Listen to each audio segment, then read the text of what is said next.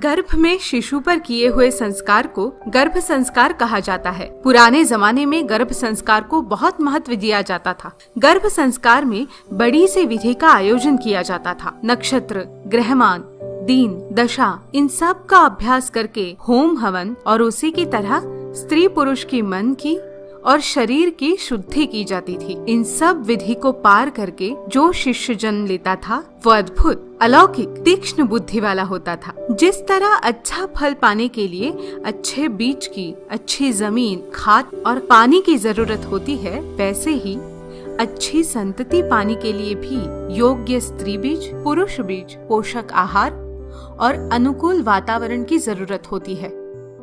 इसलिए आयुर्वेदिक शास्त्र ने एक शास्त्र का निर्माण किया है जिसे हम गर्भ संस्कार शास्त्र कहते हैं। गर्भ धारणा से पहले कैसे तैयारी करें, पति पत्नी अपनी सेहत का ख्याल कैसे रखें, योग्य गर्भ धारणा कैसे करें, गर्भ का आवाहन कैसे करें, क्या ना खाए, शरीर की, मन की गर्भधारणा के लिए तैयारी कैसे करें और गर्भधारणा रहने के बाद 280 दिनों तक गर्भस्थ माँ और शिशु का ख्याल कैसे रखें, इसका संपूर्ण विवरण आपको आगे की वीडियो में मिलता जाएगा। वेदों में लिखा गया है कि एक शिशु अपने पिछले जन्म के कर्म के ऊपर ही जन्म लेता है। जैसे उसका कर्म है वैसे उसका जन्म रहेगा। शिशु अपने माँ को खुद चुनता है। उसके शरीर का पोषण माँ के रक्त से ही होता है। उसका मन माँ से जुड़ा रहता है। माँ कैसे बोलती है, क्या खाती है, क्या सुनती है, इन सब का परिणाम गर्भ में बच्चे पर होता है। माता पिता के गुण, अवगुण, पिछले जन्म के कर्म और अभी के गर्भ संस्कार से एक बच्चे का जन्म होता है। पुराने जमाने में जो गर्भ संस्कार किया जाता था, आजकल इतनी कठिन विधि संभव नहीं है।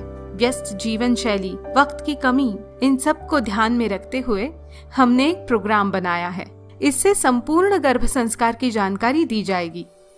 ये सब जानकारी आपको आगे वाले वीडियो में उपलब्ध हो जाएगी। गर्भ संस्कार एक बहुत बड़ा विषय है। पूरे 12 महीने का संस्कार इसमें दिया गया है।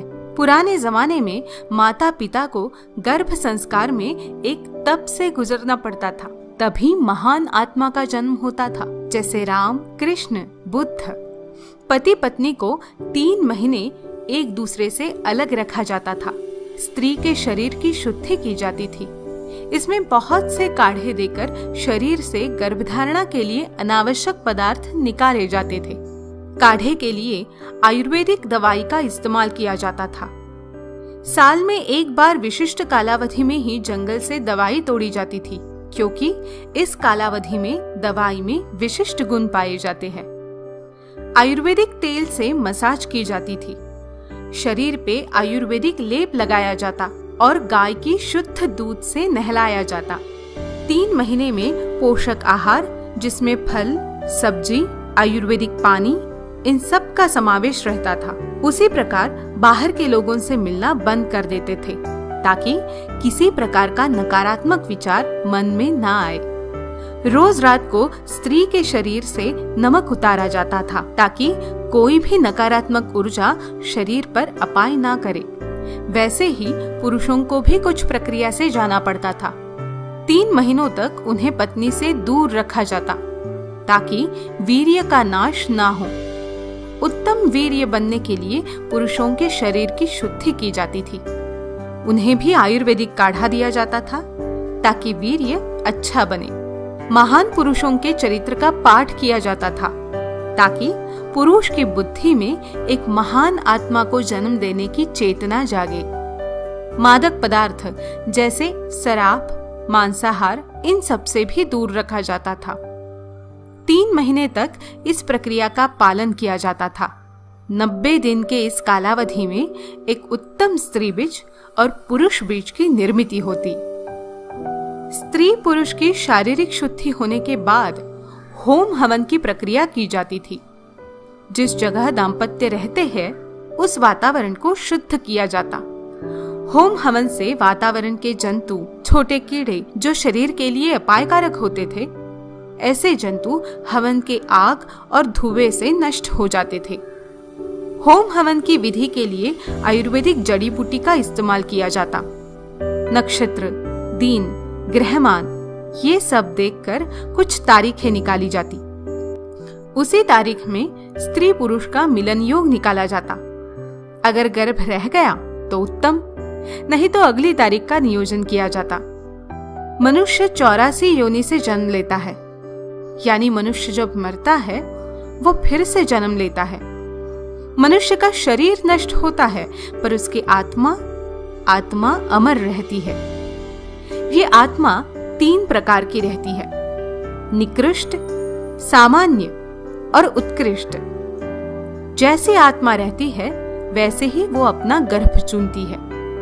निकृष्ट आत्मा हमेशा निकृष्ट ही कोख चुनती है। उत्कृष्ट आत्मा गलती से भी निकृष्ट कोख में जन्म नहीं लेती।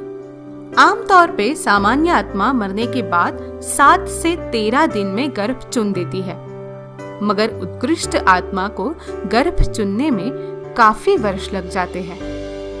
उत्कृष्ट आत्मा अपने माता पिता का स्वयं चुनाव करती है। उत्कृष्ट बालक पाने के लिए हमें उत्कृष्ट माता पिता भी बनना पड़ता है। इसलिए गर्भ संस्कार में गर्भ रहने से पहले ही शरीर पे संस्कार की प्रक्रिया की जाती है। अपना गर्भ इतना उत्कृष्ट बनाया जाता है कि निकृष्ट आत्मा उसमें प्रवेश ही ना करे, और सामान्य आत्मा अगर आए भी तो उसे उत्कृष्ट बनाने के लिए गर्भ संस्कार की प्रक्रिया करे। गर्भ संस्कार एक शास्त्र है। इस शास्त्र को विज्ञान ने भी मान्यता दी है और ये साबित किया है कि अगर गर्भ में रहते हुए शिशु पर संस्कार किए जाए तो ये शिशु आजीवन संस्कारित रहता है।